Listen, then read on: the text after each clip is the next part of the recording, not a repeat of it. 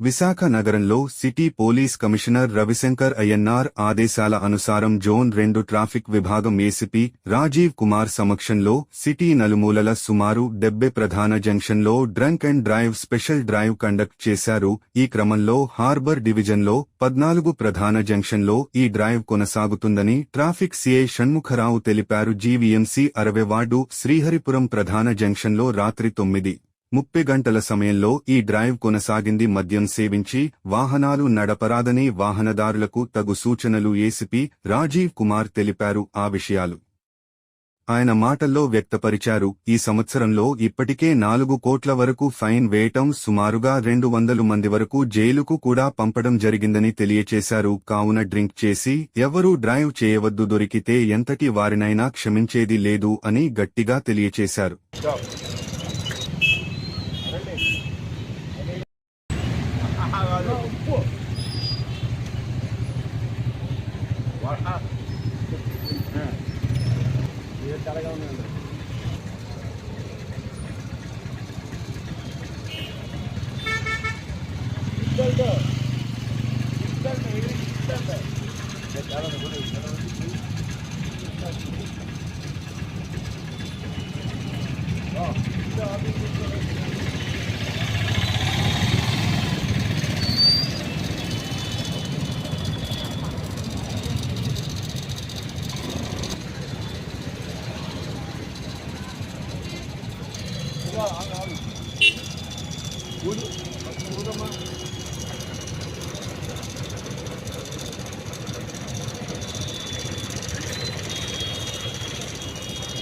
Okay, go.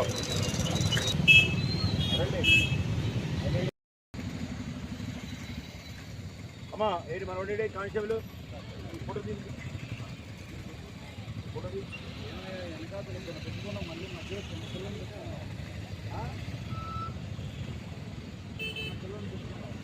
Light లాపమ్మా, light లాపు, light లాపు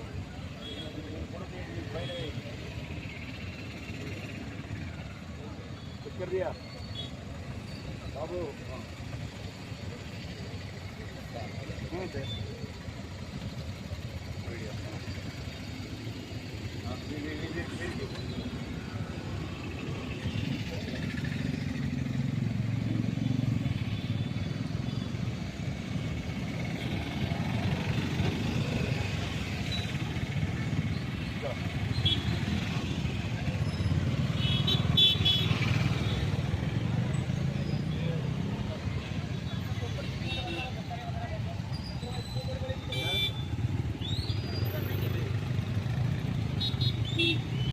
అందరికీ నమస్కారం.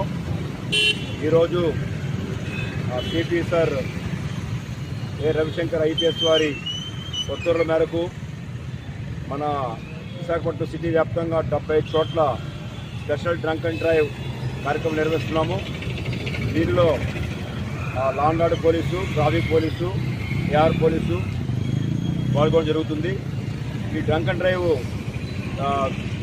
నిన్న స్పెషల్ డ్రైవ్లో సుమారు 400 మంది డ్రంక్ అండ్ డ్రైవ్లో దొరకడం జరిగింది.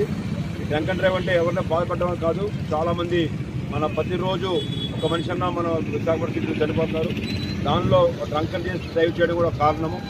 ఈ డ్రంక్ అండ్ చేయడం వలన వారు చనిపోవడం నష్టపోవడం కాకుండా వారి వలన మిగతా వాళ్ళు కూడా హాని జరిగే అవకాశం ఉంది. కాబట్టి దీని మీద ప్రత్యేక దృష్టి పెట్టాము. సుమారు ఈ సంవత్సరమే 4 కోట్ల పైన ఫైల్ వేసాము. సుమారు 200 మంది పైగా జైలుకి పంపడం జరిగింది.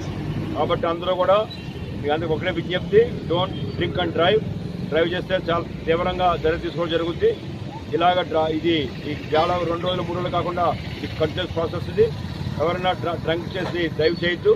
మీరు డ్రంక్ చేయాలంటే ఇంట్లో బండి పెట్టేసుకొని లేకపోతే డ్రైవర్ తెచ్చుకుని వెళ్ళాలి తప్ప డ్రంక్ డ్రైవ్ చేస్తే మాత్రం చాలా తీవ్రంగా చర్య తీసుకోవడం జరుగుతుంది.